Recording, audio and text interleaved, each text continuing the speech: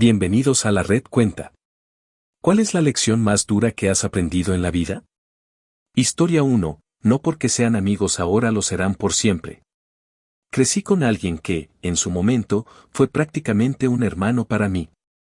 Íbamos juntos a la escuela primaria, compartíamos vacaciones, videojuegos y hasta los secretos más tontos que uno solo le confía a su mejor amigo de infancia. Durante muchos años pensé que esa cercanía era inquebrantable, que la palabra amigo significaba también para siempre. El problema empezó cuando crecimos y cada uno tomó rumbos distintos. Yo estudiaba y trabajaba para pagar mis cosas, mientras que él se metía en problemas una y otra vez. Al principio eran cosas pequeñas, peleas, discusiones con profesores y deudas sin pagar. Yo lo justificaba pensando que así era él y que ya maduraría. Pero con el tiempo la situación escaló. Empezó a meterse con gente peligrosa, a manipular a quienes tenía cerca y a tratarme como si mi vida girara en torno a resolver sus líos. Recuerdo claramente una vez en que me pidió dinero prestado porque, según él, lo iban a golpear si no pagaba una deuda. Me lo pidió llorando, jurando que era la última vez. Nunca lo devolvió y, por supuesto, no fue la última.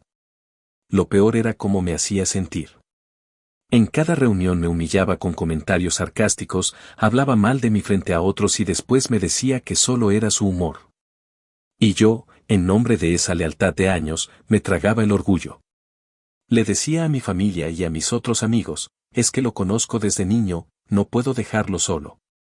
Pasaron años hasta que un día tuve una especie de despertar.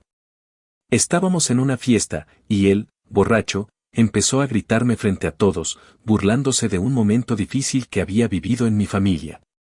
Recuerdo la mezcla de rabia y tristeza que sentí, como si de repente me hubiera dado cuenta de que la persona que tenía enfrente ya no era aquel niño con el que jugaba en los recreos, sino alguien completamente diferente. Esa noche me fui sin decirle nada. Pasé días dándole vueltas al asunto hasta que entendí la lección más dura de mi vida. No tienes que seguir siendo cercano a alguien solo porque lo fuiste en el pasado. La gente cambia. A veces para bien, a veces para mal. Y aferrarte a una versión pasada de alguien puede convertirse en una cárcel emocional.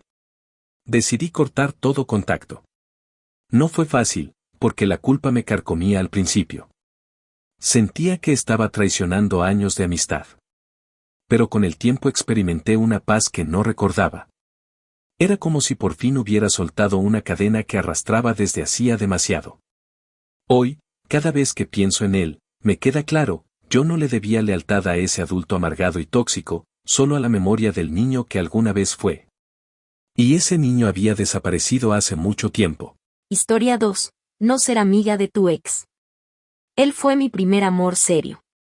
Pasamos 3 años juntos, compartiendo todo, viajes, amigos, sueños de futuro. Cuando la relación terminó, yo estaba destrozada, pero él me convenció de que podíamos seguir siendo amigos. Me aferré a esa idea como si fuera un salvavidas, porque en el fondo no quería aceptar que se había acabado. Así que seguimos hablando, viéndonos de vez en cuando, incluso compartiendo confidencias. Él salía con otras personas, pero siempre volvía a buscarme cuando algo le salía mal. Y yo ahí estaba, como una tonta, creyendo que tarde o temprano se daría cuenta de que yo era la indicada. Hubo un momento que nunca olvidaré. Era su cumpleaños y me invitó a cenar. Me arreglé con la ilusión de que quizás esa noche diría algo como te extraño, volvamos. Pasamos un rato agradable, nos reímos como antes, y por un momento sentí que todo podía volver a ser como antes. Pero entonces, al final de la cena, sonó su teléfono. Era una chica. Contestó frente a mí, y no hizo esfuerzo alguno por disimular la sonrisa tonta que le iluminó la cara. Acto seguido se fue con ella. Esa noche lloré como nunca. Sentí que me arrancaban el corazón de nuevo, como si hubiera retrocedido en el tiempo al día en que terminamos. Pero lo peor no fue eso, lo peor fue darme cuenta de que me lo había hecho yo misma. Que yo había prolongado mi propio sufrimiento al quedarme en esa absurda amistad esperando un milagro. Me tomó semanas juntar el valor, pero lo hice. Le escribí un mensaje largo en el que le dije que no podía seguir viéndolo, que necesitaba alejarme y que no lo buscara más. Fue como arrancarme una parte del cuerpo, pero era la única manera de sobrevivir. Historia 3. El karma no existe. Siempre crecí con la idea de que el universo tenía una especie de balanza invisible, que las malas personas tarde o temprano pagaban y que, si uno hacía lo correcto, al final recibía su recompensa. Creía en esa idea casi como una religión. Hasta que la realidad me dio un golpe en la cara. Hace unos años trabajaba en una empresa pequeña, mal pagada pero estable. Tenía un jefe que era el claro ejemplo de un hombre corrupto. Robaba presupuesto, manipulaba cifras y se quedaba con el crédito del trabajo de los demás. Yo lo veía y pensaba, no puede durar, alguien lo va a descubrir, el karma lo va a alcanzar. Me repetía eso para soportar la frustración de ver cómo ascendía mientras nosotros apenas sobrevivíamos. Un día ocurrió lo que parecía ser el ajuste de cuentas. Hubo una auditoría interna y varios descubrimientos apuntaban directamente a él. Yo lo vi acorralado, nervioso, pensé, al fin, se acabó. Me imaginaba el momento en que lo iban a despedir y hasta enjuiciar. Pero lo que pasó después fue una cachetada a todas mis creencias. Resulta que ese tipo tenía contactos, dinero y un cinismo a prueba de balas. No solo salió ileso, sino que logró manipular todo para que la culpa cayera sobre empleados de bajo rango, gente como yo.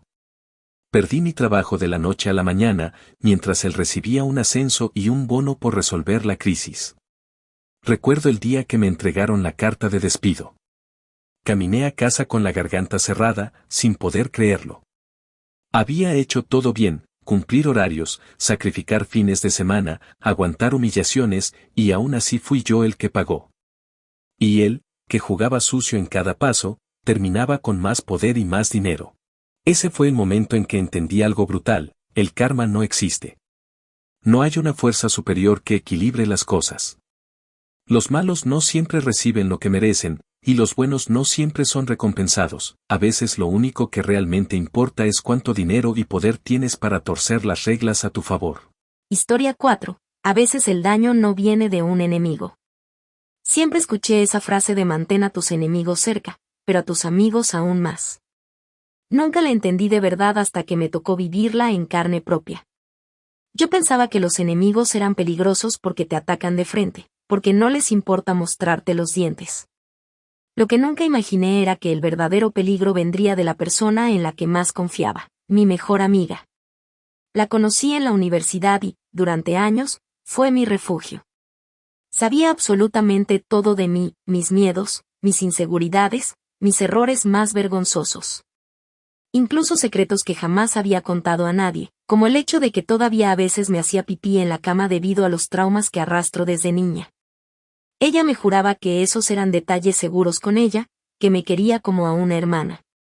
Y yo lo creí. Tiempo después terminamos trabajando en la misma empresa. Al principio fue emocionante, como si la vida nos hubiera puesto en el mismo camino otra vez. Compartíamos almuerzos, nos apoyábamos con proyectos, hasta que surgió una oportunidad, un ascenso muy importante que solo una de las dos podía obtener.